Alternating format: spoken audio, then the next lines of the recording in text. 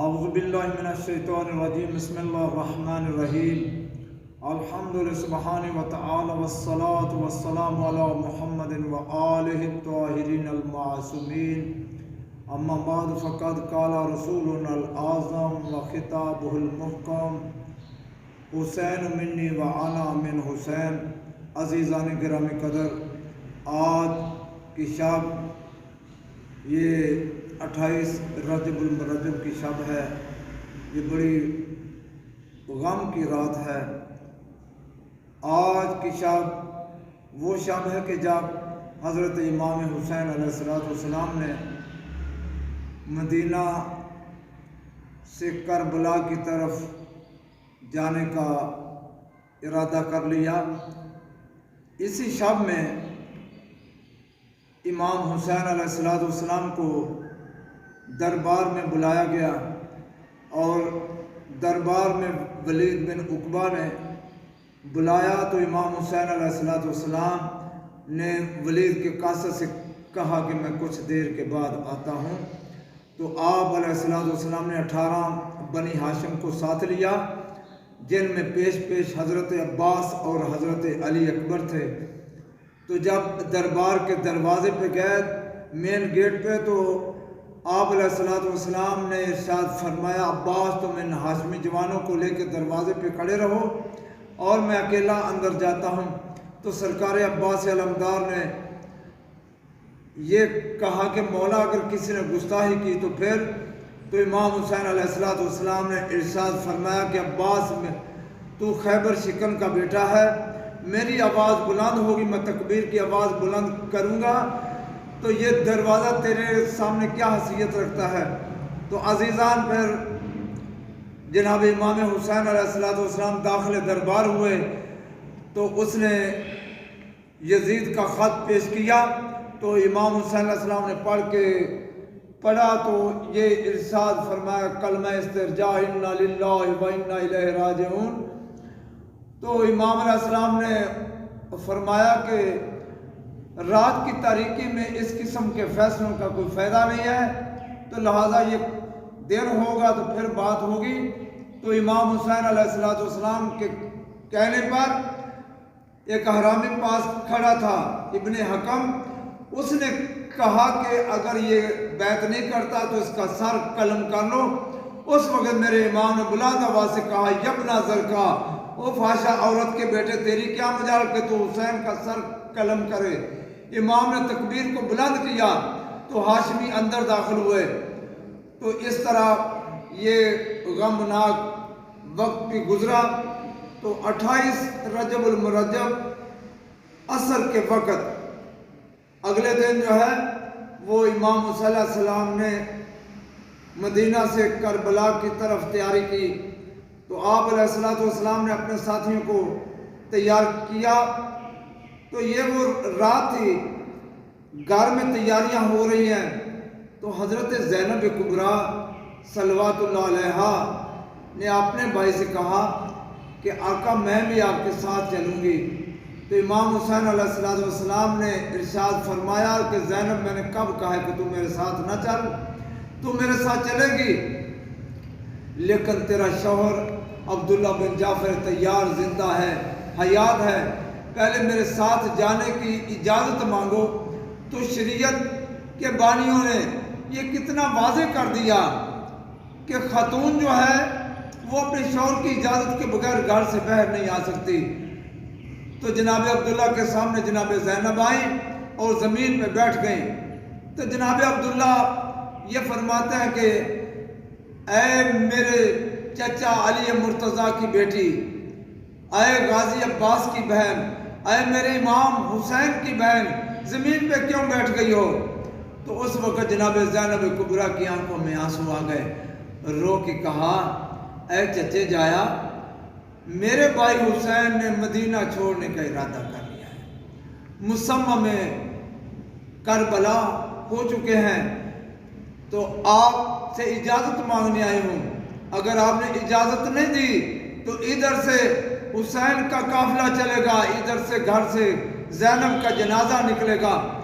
تو عزادارو، جناب عبداللہ نے کہا زینب میں نے کب روکا ہے کہ تو بھائی کے ساتھ نہ جا، بے شک تو جا، لیکن زینب تو نے سفر کبھی کیے نہیں ہے تو اس طرح نہ جاؤ۔ شریعت رسول خدا صلی اللہ علیہ وسلم کا حکم یہ ہے اگر مصیبت آ جائے تو صدقہ تو مصیبت ٹل جاتی ہے، تو میرے دونوں شہزادے اور محمد کو ساتھ لیتے جاؤ، اگر تمہارے بھائی پہ کوئی مصیبت ایسی آ جائے تو ایک کو میری طرف سے صدقہ کر دینا، دوسری کو اپنی طرف سے صدقہ کر دینا۔ عزاداروں، اس کے بعد بی بی نے چلنا چاہا تو جناب عبداللہ بن جعفر طیار نے کہا زینب میں کوئی غریب نہیں ہوں، میں جعفر طیار رئیس عرب کا بیٹا ہوں، میرا سارا گھر تیرے سامنے ہے، جو لے جانا چاہتی ہے ساتھ لے جا۔ بڑے گھر سے جناب زینب کبریٰ نے ماں کی چادر اٹھائی، اس کے بعد چلنے کا ارادہ کیا۔ جناب عبداللہ نے تیسری مرتبہ پھر روکا، کہا زینب تو نے سفر کبھی کیے نہیں، یہ میری کنیزیں 7 کنیزیں بھی ساتھ لے جاؤ، جہاں تھک جاؤ گی رکو گی اس مقام پہ یہ کنیزیں تمہاری خدمت کریں گی۔ عزاداروں، ان کنیزوں کا ذکر کب تک ملتا ہے کہ یہ قافلہ 28 رجب کو جو چلا تھا، 3 شعبان المعظم سن 60 ہجری کو یہ مکہ مکرمہ پہنچا، اور مکہ مکرمہ میں قیام کیا۔ بہت سے قافلے بحر سے حج کے لیے آ رہے تھے۔ 8 ذی الحجہ جب حج کا عروج ہوتا ہے، اس وقت جناب امام حسین علیہ السلام نے ارشاد فرمایا عباس حج کو عمرے میں بدلو اور ہم کربلا کی طرف جا رہے ہیں۔ عزاداروں، بس یہ قافلہ 8 ذی الحجہ کو کربلا کے لیے روانہ ہوا، 2 محرم کو کربلا پہنچا۔ ان کنیزوں کا ذکر ملتا ہے۔ 7 محرم کو پانی بند ہوا، ان کنیزوں کا ذکر ملتا ہے۔ عاشور کے دن صبح تک ان کا ذکر ملتا ہے، لیکن جب شام غریبہ کو جناب زینب کے سر سے چادر اتر گئی، اس کے بعد ان کنیزوں کا ذکر نہیں ملتا، کیونکہ ان کی آقا زادی کے سر سے چادر اتر گئی۔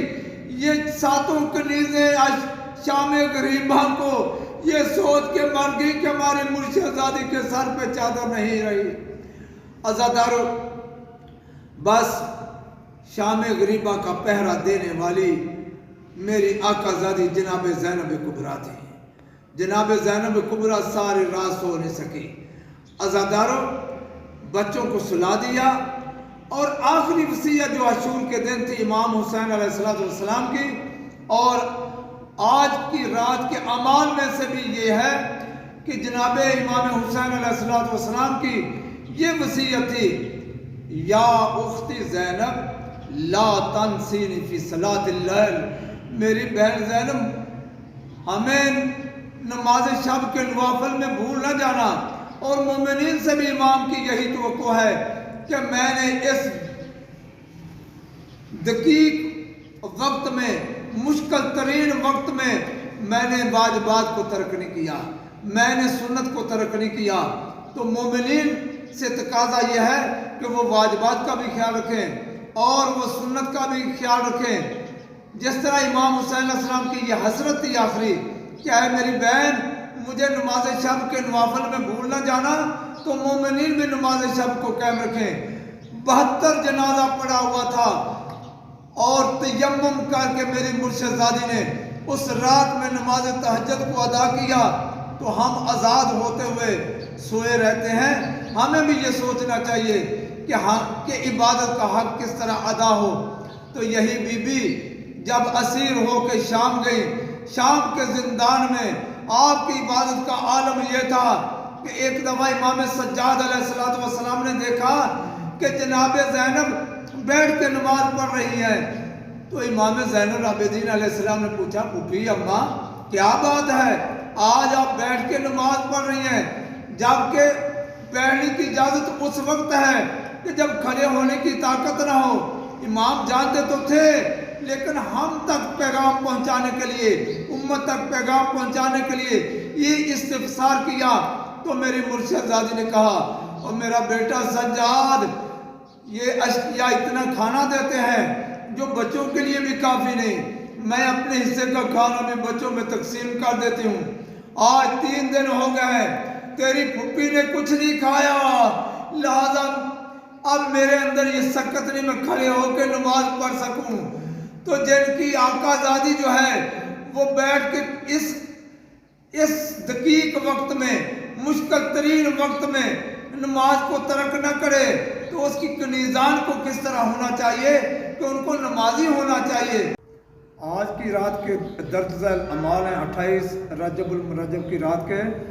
وہ عمل یہ ہے کہ سب سے پہلے غسل کریں، اور دوسرا عمل یہ ہے کہ 12 رکعت نماز ہے، اور جس کی ہر رکعت میں آپ نے سورہ الحمد کے بعد 10 بار سورہ اعلیٰ یعنی سبح اسم ربک الاعلیٰ یہ سورت کو پڑھنا ہے، اور اس کے ساتھ 10 بار سورہ توحید یعنی قل هو اللہ احد اس کی تلاوت کرنی ہے۔